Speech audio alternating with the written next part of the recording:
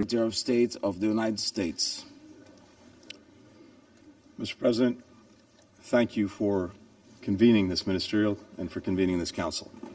And thank you very much, Special Coordinator Wennesland, Deputy Special Coordinator Hastings, for your important briefings. Mr. Secretary General, we're grateful for your leadership in this incredibly challenging time, particularly in helping get humanitarian aid to civilians in Gaza. And to the entire UN team, their incredible bravery, their dedication, all of those who continue to serve in some of the most difficult circumstances imaginable, we express our gratitude and our admiration. I'm here today because the United States believes that the United Nations, and this Council in particular, has a crucial role to play in addressing this crisis. Indeed, we put forward a resolution that sets out practical steps that we can take together toward that end. The resolution builds on many elements of the text that Brazil put forward last week. It incorporates substantive feedback that we received from fellow council members over recent days. It also draws heavily on the views that I heard firsthand from partners across the region after Hamas's appalling attack on October 7, views that the United States shares.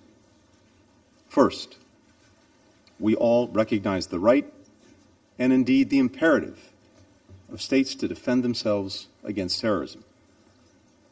That's why we must unequivocally condemn Hamas's barbaric terrorist attack against Israel. Babies riddled with bullets, young people hunted down and gunned down with glee, young people beheaded, families burned alive in a final embrace, parents executed in front of their children, children executed in front of their parents, and so many taken hostage in Gaza. We have to ask, indeed it must be asked, where is the outrage? Where is the revulsion? Where is the rejection? Where is the explicit condemnation of these horrors? We must affirm the right of any nation to defend itself and to prevent such horror from repeating itself.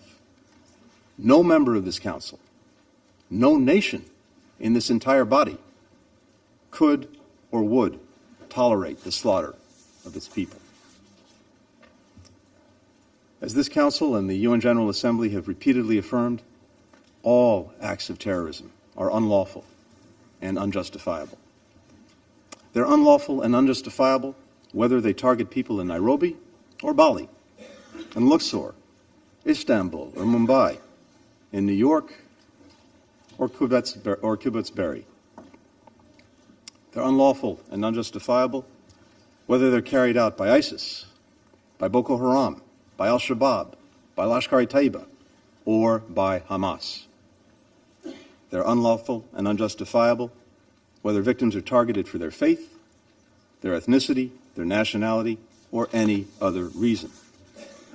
And this Council has a responsibility to denounce member states that arm, that fund, and train Hamas, or any other terrorist group that carries out such horrific acts. Let's not forget that among the more than 1,400 people that Hamas killed on October 7 were citizens from more than 30 UN member states, including many of the members around this very table. The victims included at least 33 American citizens. Every one of us has a stake. Every one of us has a responsibility in defeating terrorism. Second, we all agree on the vital need to protect civilians. As President Biden has made clear from the outset of this crisis, while Israel has the right, indeed the obligation, to defend itself, the way it does so matters. We know Hamas does not represent the Palestinian people, and Palestinian civilians are not to blame for the carnage committed by Hamas. Palestinian civilians must be protected.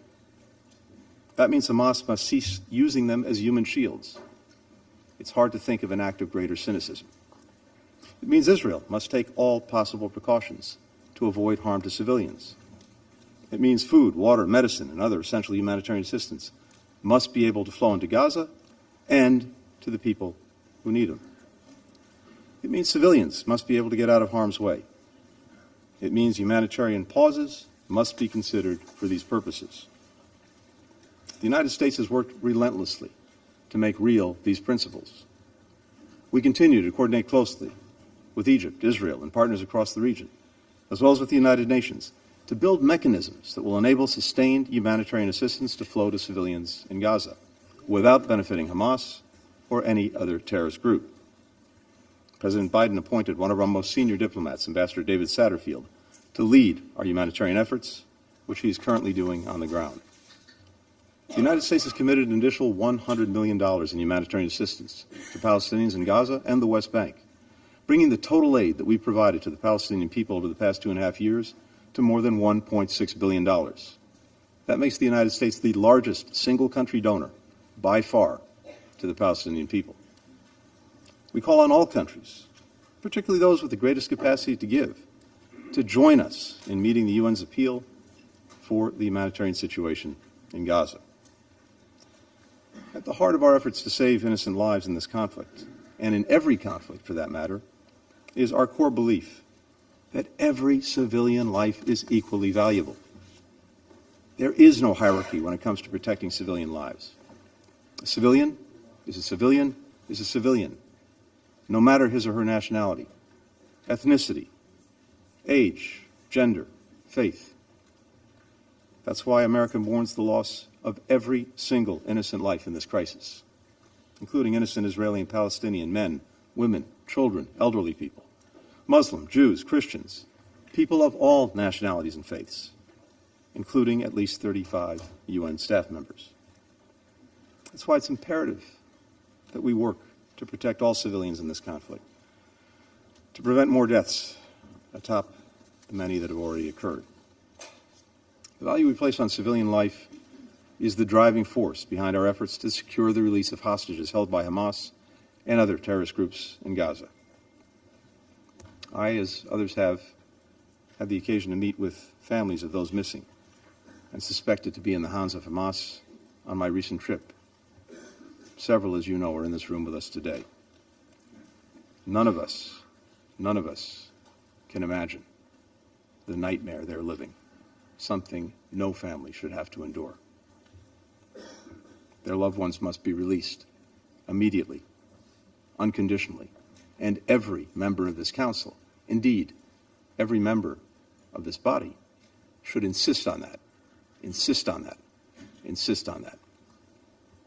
We're grateful to Qatar, to Egypt, to the ICRC for helping secure the release of 4 of Hamas's hostages. But at least 200 more, and again, from many of our nations, are still in the grip of Hamas. So, again, I implore every member here, use your voice, use your influence, use your leverage to secure their unconditional and immediate release. Third, we're all determined to prevent this conflict from spreading. This goes to the principal responsibility of the Security Council, maintaining international peace and security. A broader conflict would be devastating, not only for Palestinians and Israelis, but for people across the region and indeed around the world. To that end, we call on all member states to send a firm, united message to any state or non-state actor that is considering opening another front in this conflict against Israel, or who may target Israel's partners, including the United States. Don't throw fuel on the fire. Members of this council, and permanent members in particular, have a special responsibility to prevent this conflict from spreading. I look forward to continuing to work with my counterpart from the People's Republic of China to do precisely that when he visits Washington later this week.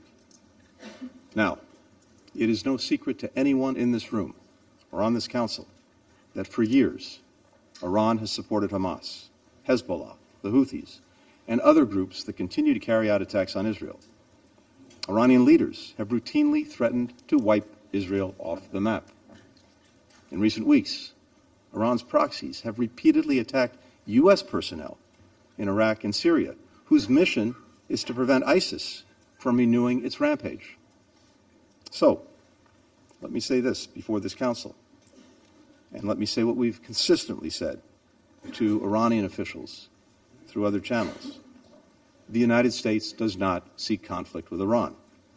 We do not want this war to widen.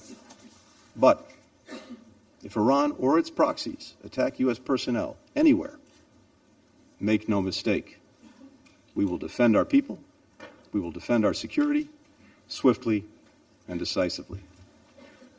To all the members of this Council, if you, like the United States, want to prevent this conflict from spreading, tell Iran, tell its proxies, in public, in private, through every means, do not open another front against Israel in this conflict. Do not attack Israel's partners. And we urge members to go a step further. Make clear that if Iran or its proxies widen this conflict and put more civilians at risk, you will hold them accountable. Act as if the security and stability of the entire region and beyond is on the line, because it is.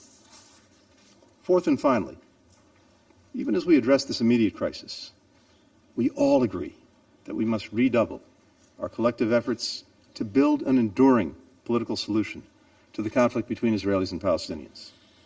The only road to lasting peace and security in the region, the only way to break out of this horrific cycle of violence, is through two states for two peoples. As President Biden has underscored from day one, Palestinians deserve equal measures of security, of freedom, of justice, of opportunity, of dignity. And Palestinians have a right to self-determination and a status of their own. Now, we have no illusions about how hard it will be to achieve a two-state solution.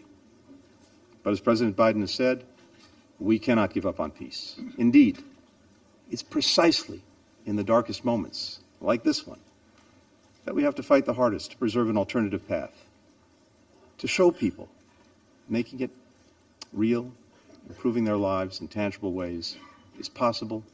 Indeed, it's necessary.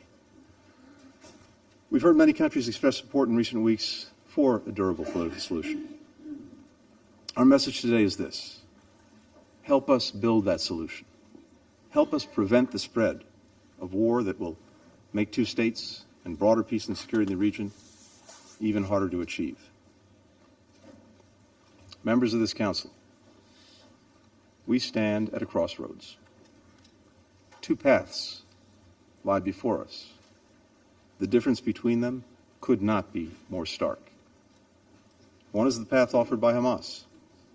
We know where it leads: death, destruction, suffering, darkness. The other is the path toward greater peace, greater stability, greater opportunity, greater normalization and integration. A path toward people across the region being able to live, to work, to worship, to learn, side by side. A path toward Palestinians realizing their legitimate right to self-determination and a state of their own. Nothing would be a greater victory for Hamas than allowing its brutality to send us down its path of terrorism and nihilism. We must not let it. Hamas does not get to choose for us. The United States stands ready to work with anyone ready to forge a more peaceful and secure future for the region, the future its people yearn for and so deserve. Thank you, Mr. President. I thank His Excellency, Mr. Blinken.